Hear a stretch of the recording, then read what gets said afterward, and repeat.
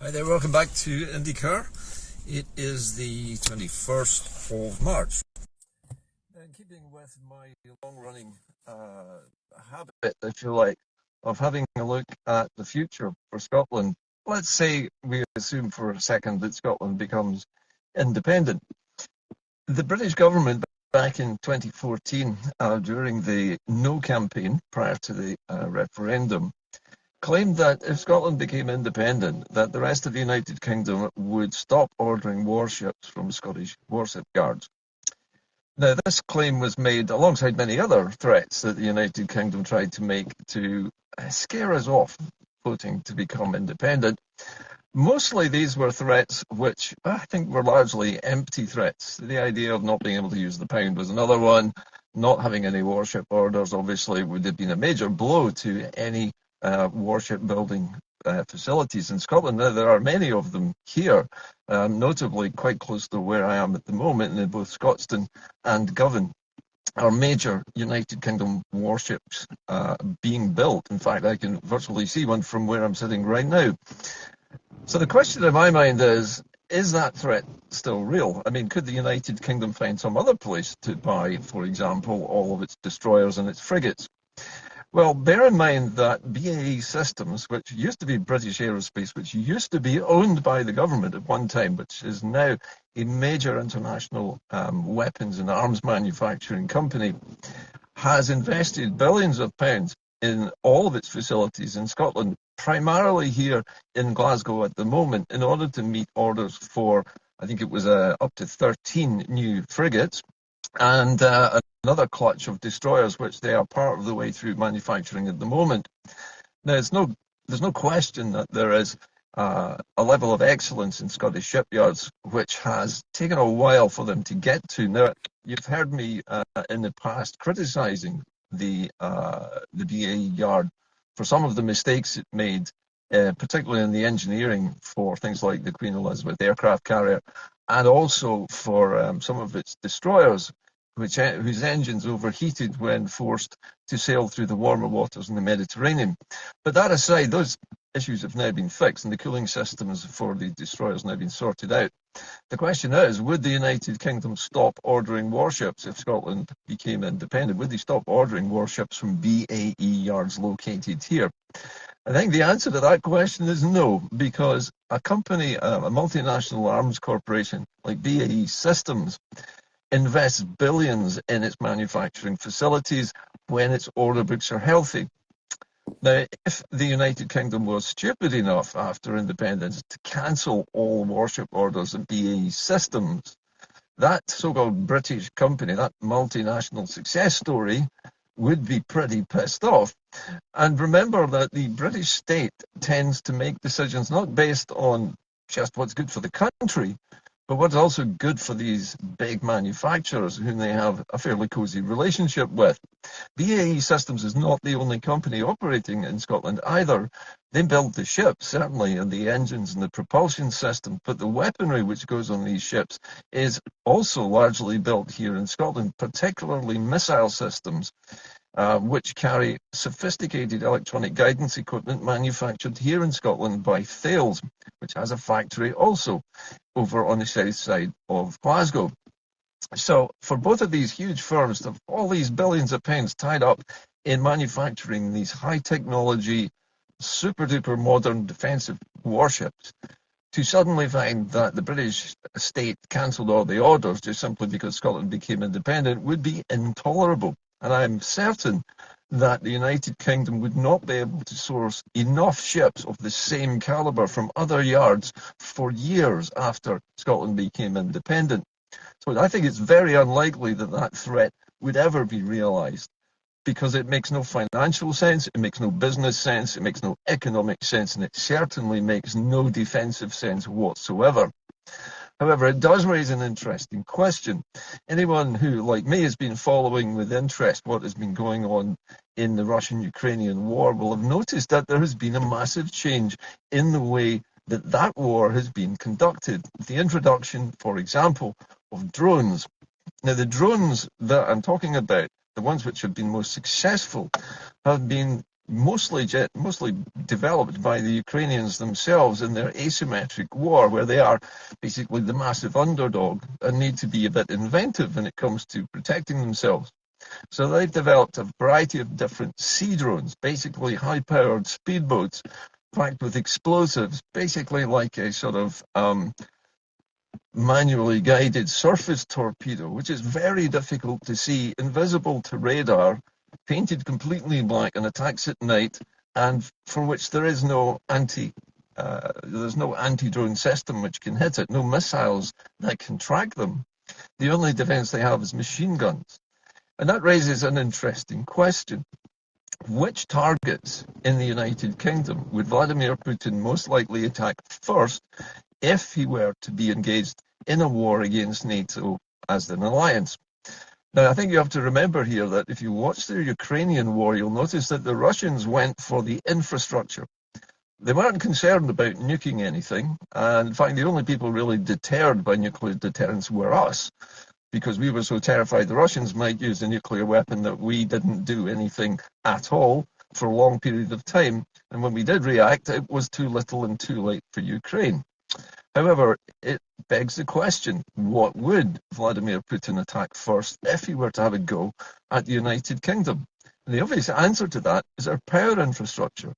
Because without our power infrastructure, the United Kingdom's electronic systems, including its telecommunications, its mobile phone network, all the power to its factories, its homes, streetlights, everything is linked to the national grid.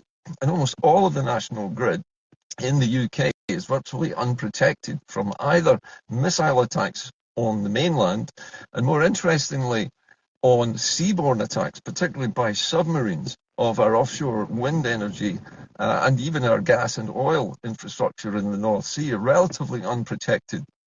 And the only way that you could protect those would be to develop your own drone fleet, which would consist of both surface and submarine drones patrolling, for example, the North Sea, hunting for Russian submarines which might be planning to damage or blow up the cables or substructures of our power network before the power can be exported to the mainland or to the north of England. Now, we know that the English state has a big problem with its future power demand, and it doesn't have enough green energy generating capacity of its own to feed that demand. And now the national grid companies, apparently 3 of them, 2 in Scotland, have devised a plan to produce subsea cables, taking the power directly from Scotland's wind energy arrays and directly into the English grid system without having to build any pylons. Now, that seems reasonable enough, but such cables are prone to sabotage.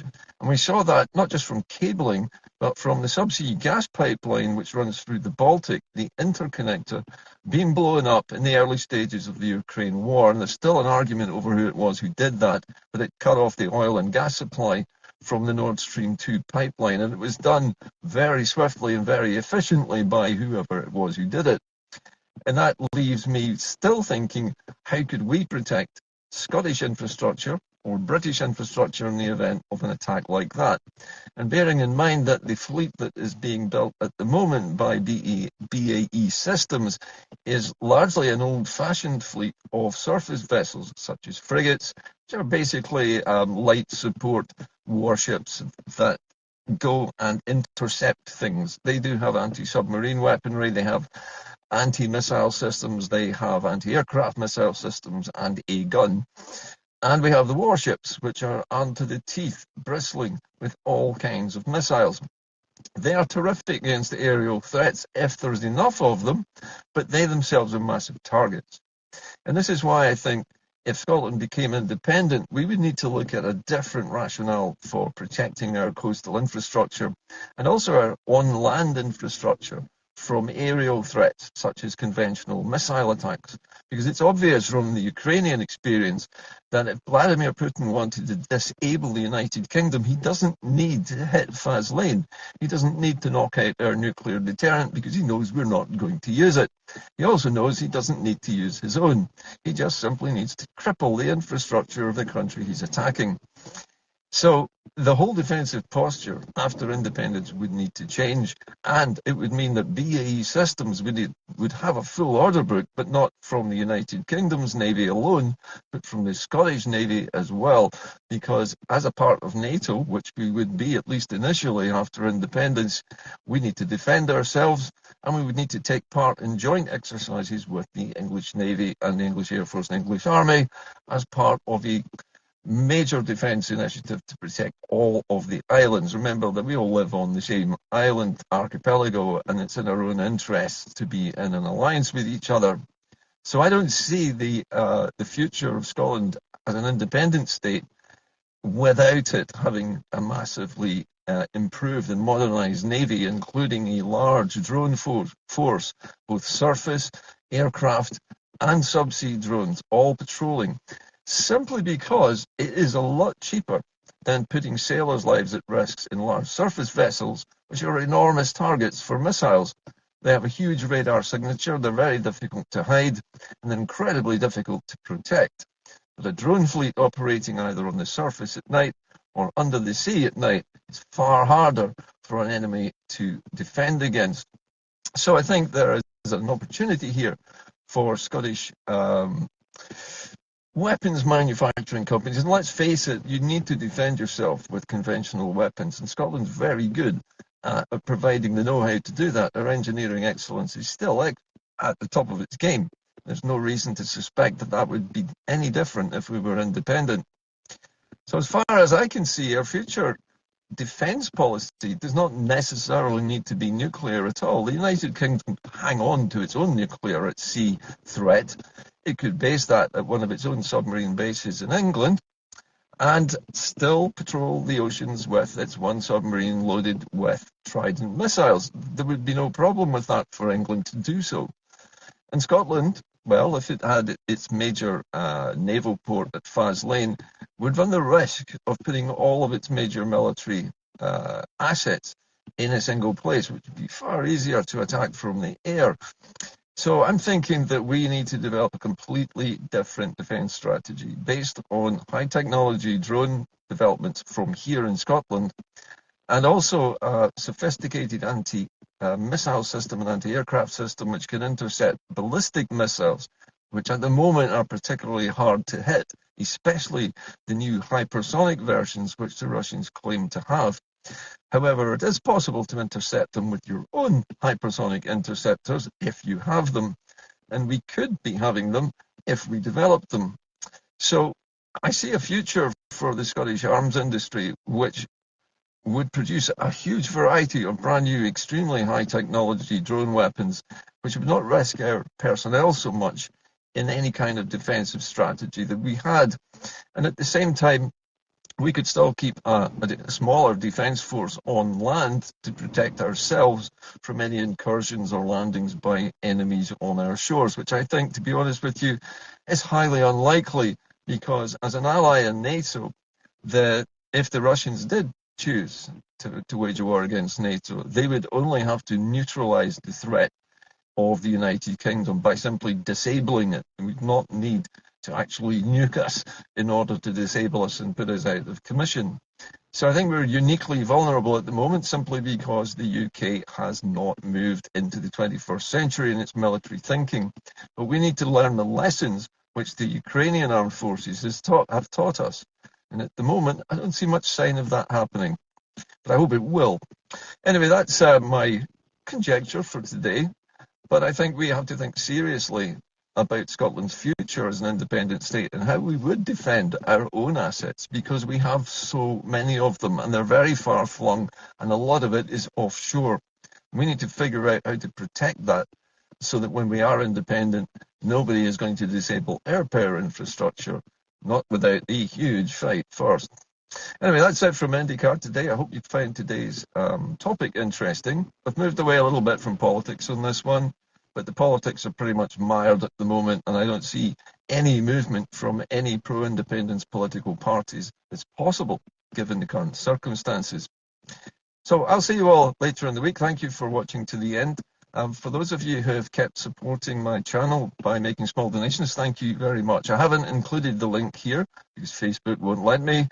And from what I hear from my friends who've tried it, my previous IndeCar page is now almost completely disabled. You can't follow it, you can't comment on anything, and you won't get any notifications. So that's pretty much dead in the water. So for the time being, I'll be broadcasting on this channel until further notice. In the meantime, keep the faith, but remember the future for Scotland does include major warship orders and a very successful future for all of our own Indigenous defence industry. See you soon. Bye for now.